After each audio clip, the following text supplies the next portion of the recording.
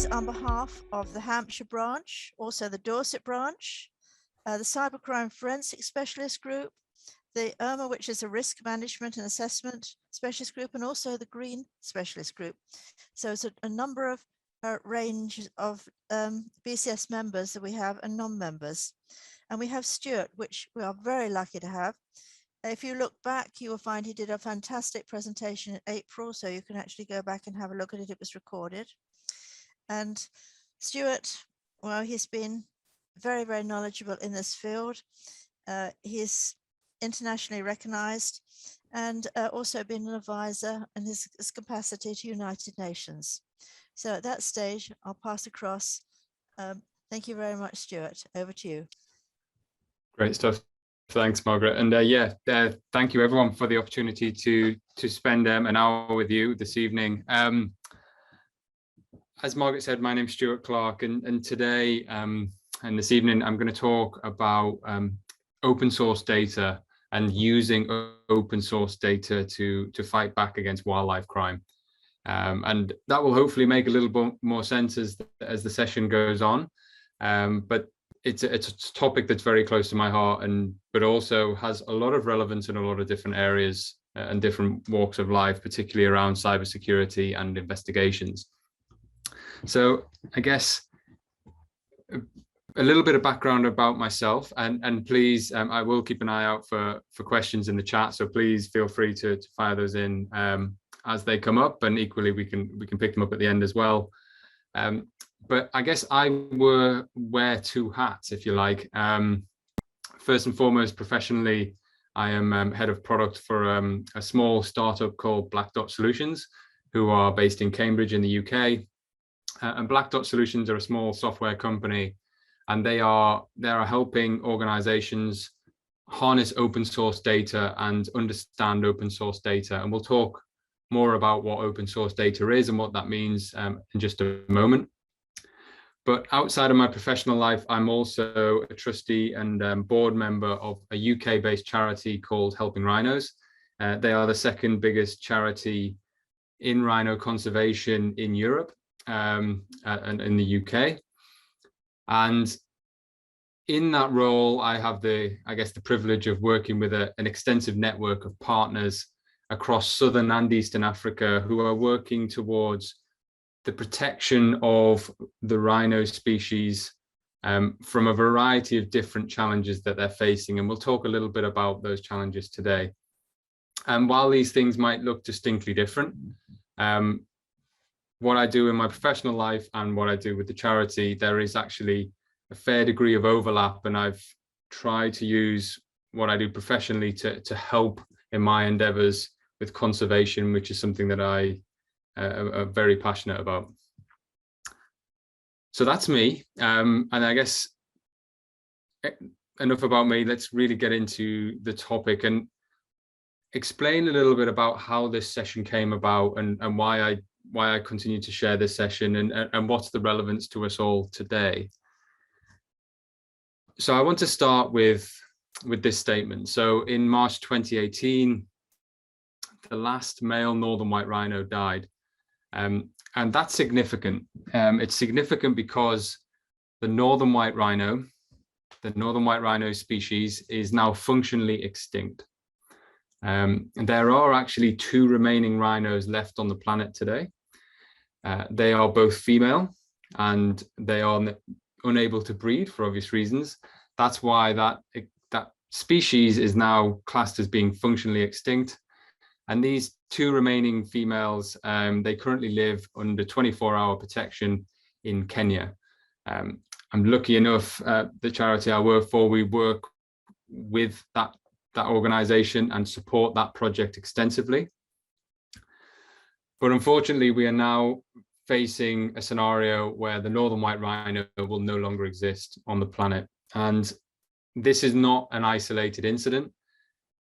Just a year later, in December 2019, the last Sumatran rhino in the country of Malaysia also died and left that species facing extinction. Well, actually left that species extinct in Malaysia, and there are only a few left in the Indonesian area now. So that it's quite drastic, this situation. And really, this is all down to a very simple thing. And it's a thing that's being talked about more and more every day, particularly with COP 26 recently.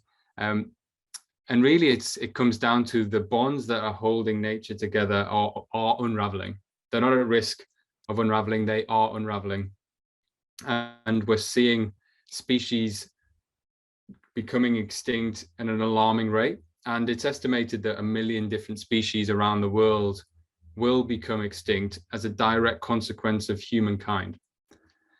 This is not disease, this is not environmental reasons, this is directly as a result of human activity and human actions. And that's something that personally I'm very motivated to do something about, and I know many other people are motivated to do something about. And I guess just to understand this problem a little bit further, how do we end up here? How do we end up with a species of rhino functionally extinct? And what does that problem actually look like? To many of us, I know we've got quite a globally spread audience today, but to many of us, we're probably unaware that actually there is a low intensity war being fought on a daily basis. And this low intensity war actually is global in nature. It doesn't just exist where the rhinos exist. It is a global war, and I will explain what that means in just a moment. But really what this boils down to is the species of rhino, and many other species face a similar problem, but particularly the species of rhino are under significant threat. The rhino is symbolic for many reasons, but first and foremost, it's symbolic because the rhino has a horn on its head. Some rhinos have 2 horns on the head, and we know that is a very iconic species for that reason. Unfortunately, that horn is the rhino's undoing. The horn is one of the most valuable products in the world. At times, it has been more valuable than diamonds and gold. And the value of a rhino horn on the black market peaked at $65,000 per kilo, which, to put that in perspective, a typical rhino may have a couple of kilos, often 4 kilos of horn. A rhino is worth in and around $250,000 on the black market, just for its horn. The rhino horn is an incredibly valuable asset, but there is no scientific reason for it being an incredibly valuable asset. In certain parts of the world, and particularly those who follow Chinese traditional medicine practices, they believe that the rhino horn has special medicinal properties. That's scientifically incorrect. It's a scientifically flawed theory. Rhino horn is keratin. Keratin is the same material that is on your fingernail, and that material is completely useless. However, there is a belief that it can solve cancer, it's an aphrodisiac, it can cure hangovers. Even during the pandemic, rhino horn was able to cure coronavirus. These things are completely ridiculous. They're scientifically untrue. But unfortunately, there is a very firm belief in certain parts of the world that these things are true. And that's why we have these animals being poached for their horns and being slaughtered for their horns for no valid reason. We've lost 90% of a species of rhino, the black rhino, in the last 40 years. 90% of that population has been wiped out purely because of this. And we lose 1 rhino every 10 hours in Africa to poachers. So during the course of a day, up to 2, sometimes 3 rhinos will be slaughtered purely for their horns, and they will be left. Absolutely no reason for this, absolutely barbaric thing to happen. And unfortunately, 1,000 rangers have lost their lives protecting these animals. So it's a quite serious problem. It's a massive problem. And as a consequence, we find ourselves with 5 species of rhino remaining in the world, and there are less than 30,000 rhinos globally left on planet Earth today. And as you can see, some of these numbers are very, very small. Less than 100 Javan and Sumatran rhinos are left. And the white rhino certainly has a bigger population. I just want to comment that I'm sure some of you are thinking, well, you've just told us the white rhino is functionally extinct. There are two subspecies of white rhino. There's the northern white rhino, of which it's functionally extinct. There are 2 remaining. And there is the southern white rhino, of which there are around about 18,000. The northern white rhino's ecological home was in the central parts of Africa, which, as you know, are very war-torn and corrupt, such as the DRC, Sudan. These are areas where crime and lawlessness has run rife over the years, and as a consequence, that species has become functionally extinct. The southern white rhino exists in southern Africa, and the numbers are a little bit better. So this is the problem, and a lot of people may be thinking at this point, well, why is this a problem? For me, well, there's a number of reasons why this is a problem, and I'll touch on those in just a moment. But I think the important thing to really mention here is, why is the rhino any different to an elephant or a lion or a tiger or any other species that's going extinct? The rhino, personally, I think is an amazing species, but also the rhino is what's known as a keystone species. A keystone species is just like a keystone in a wall. If you remove it, the wall falls down. The rhino serves the same purpose in biodiversity today. The rhino is known as nature's gardener. It does an awful lot of work when it's grazing to remove some of the bad vegetation, leave behind the better vegetation. All of the work that it does actually accelerates the food chain. It removes vegetation, leaving the right types of vegetation for antelope. Those antelope exist and grow and become eaten by lions, etc., etc.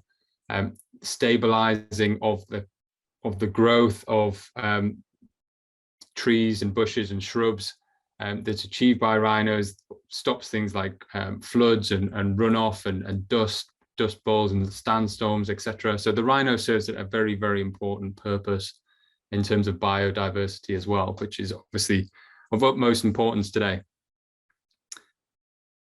So why else should we care about this?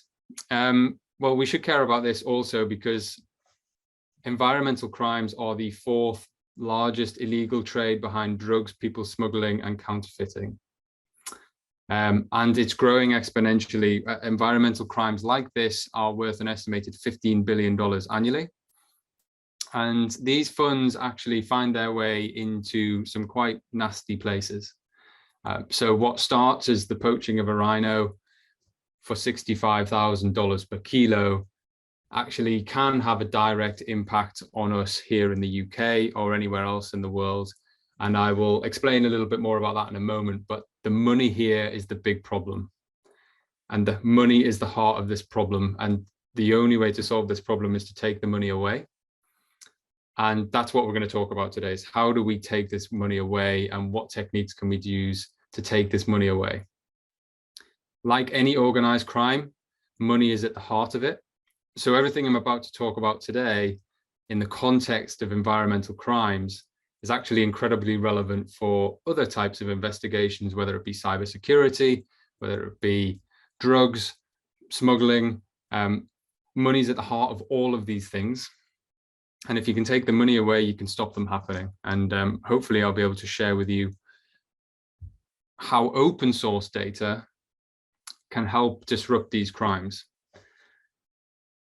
So open source data is data that's publicly available to any of us. Open source means it's open source. It means it's readily available and we can use that information to conduct investigations. And that's what we're going to focus on today. We're going to use open source data and we're going to try and understand some open source data to investigate these type of crimes. One of the things that I often get asked is, well, why haven't we used open source data in the past? And that's because it carries with it a lot of investigative challenges. Open source data directly tracks the growth of the internet. 10 years ago, our use of the internet and social media was relatively small. Today, it's prevalent in all areas of society. And as a consequence, open source data volumes and data sources are growing exponentially. It's a huge repository of information, and that's a big problem for us. As a consequence, it's very time consuming. Often you have to do very manual collection processes and also manual correlation of the results. You have to piece together this very disparate, huge repository of information to be able to get anything meaningful from it. But however, there is a general acceptance that open source data is very, very valuable, and that's putting an increasing demand on those who can understand this type of data. More and more organizations are seeing value in open source data, but there's less and less people skilled to be able to capture this type of data. And that's putting an increasing pressure on those individuals and creating backlogs. The other thing to mention is there are some products that can help us collect open source data, but often this is quite an immature space. So there's products that are very good at collecting certain things, but they don't give you the bigger picture. They don't help you bring search engine data alongside dark web data, alongside publicly available social media. They're all focused on their own particular areas, and that leads to what we call a Frankenstein solution. You don't have a universal view of all open source data. Web data is hard to access, and I'm going to talk about some of those challenges in just a moment. And data is in a lot of different repositories. It's spread across corporate records, search engines, adverse media and news, and social media. It's all over the place. The internet is a very chaotic place. And because of that, it's incredibly hard to be able to get any value from it. So you may be asking at this point, well, what's the point? Why should we even look at open source data? Why should we look at web-based data? Well, there's some very, very good reasons for it. And I would urge anyone, if they're not using open source data today, to really reconsider, because often the answer exists in open source information. The reason for that is because internet and social media traffic has grown so aggressively and exponentially, and also because the internet and social media is pretty much the most up-to-date repository of information. Illegal activities are increasing in those spaces, and they're increasing in both size and complexity. And as a consequence, internal data, so emails and documents, that just doesn't tell the full story anymore. And that's why we need to focus on the internet and web data. The next question may be, well, then maybe I just use Google and see what Google can tell me. Well, unbeknown to lots of people, that Google, Bing, and the main search engines globally, they only index the surface web. The surface web is only about 4 to 5% of the total internet. And we have what we refer to as this iceberg. This is the internet. Google, Bing, DuckDuckGo, Yandex, they only see 4% of it. There's 95% or more information that those search engines can't index and can't search. And this is what we really need to focus on, is this information that exists below the waterline. So I want to talk a little bit about some of the challenges around open source data and how you address those and how you go ahead and get open source information. The first thing that I just want to mention is open source data is an incredibly valuable area, but we firmly believe at Black Dot Solutions, and I personally firmly believe, that all open source investigations, any investigations really, have to be ethical, also have to be legal, but open source data, that's particularly important. And first and foremost, I would say that we as an organization, we work to some key principles, and we encourage people that we work with, and we mandate that people that we work with work to these same principles. And I encourage everyone today to think about these principles in their work in investigations, not just open source, just generally. First and foremost, with open source, we're focused on public information only. That means we are gathering only what's publicly available or publicly licensable information. Never gathering non-public information, never interacting or engaging with a third party who might be promising to provide you with non-public information. It's an absolute rule that we work only with publicly available or publicly licensable information. The other key requirement is focused data collection. The internet is huge.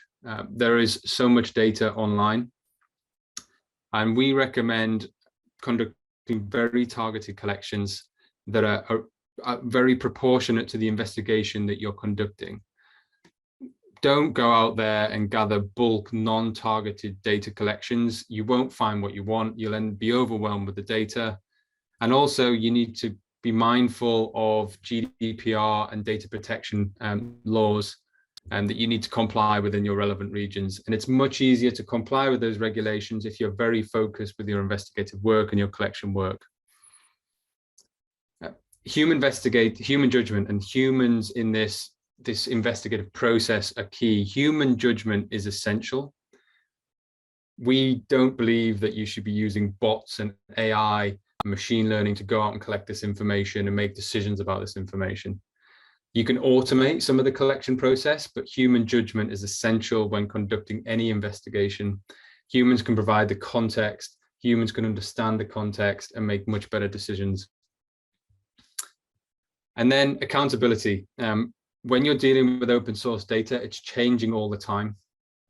So it's imperative that you document your findings, record your findings, and often regulators will mandate that you can demonstrate that you've remained compliant with certain legislation. So it's absolutely essential that you can document every step you've taken. And we'll talk a little bit more about that in just a second.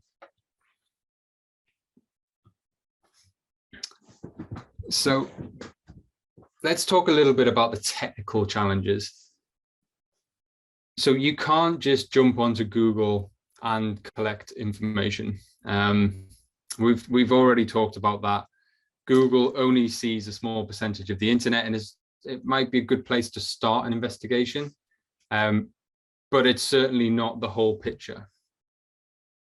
And when you are doing open source investigations, while the principles I've just spoke to are absolutely essential, so too is your identity. When you're on the internet, it is very easy for your identity to be compromised, particularly if you are investigating someone and investigating open source data about someone. So when you're conducting these investigations, you must ensure that your identity and also the nature of the investigation is protected. And this is certainly easier said than done. And there are tools out there that can assist with this, that can anonymize your work, that can hide your IP address, and basically remove your digital footprint. Technology certainly has a role to play here in protecting your identity. You do not want to expose yourself when conducting these type of investigations. We touched on earlier, and I guess just one thing to say actually in terms of identity. One of the things that we've done with our product with Eris is we try and solve that identity protection problem. We've put in place a lot of we offer a secure browser which has in place anonymity filters. It has built-in proxies, and it's really built to help you minimize your exposure online and to reduce your digital footprint. The other thing that's essential, which we've also built into Videris, is this accountability piece and being able to defensively show the steps that you've taken to collect information, but also because the internet is always changing and always being updated, it's important that you can source the information and where you got it from. So you can see in the example here, this in the background is a BBC News web page. That web page might disappear tomorrow.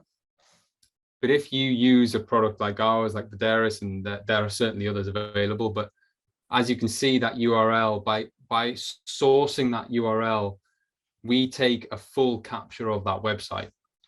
So if that data is lost or changed in any way, you have a preserved copy of that data that you can stand by and work from in the future. So that's a really powerful way of being able to protect your work.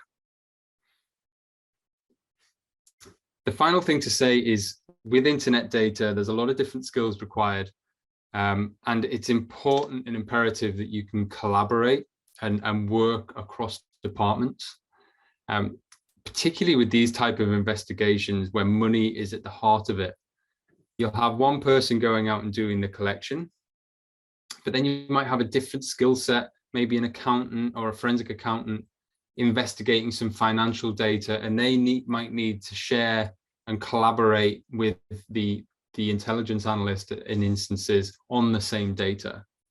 So it's absolutely essential you can facilitate that, because if these people can't collaborate, that's where the results become less effective, and that's why we continue to have these problems. So that's open source data. There's some of the challenges and how to overcome some of these challenges. What I'd like to do now is just work through a bit of a scenario, and then work through that scenario and show you how open source data can help. So the scenario is, and this is somewhat a staged scenario, but the data that we are going to show is certainly true. So the scenario is a business is planning to gift a safari for its employee of the year, and it identifies an adventure safari experience in South Africa. Naturally, that team does a little bit of due diligence on that safari company before engaging, and they commence a bit of a background check on that new potential supplier of this safari experience.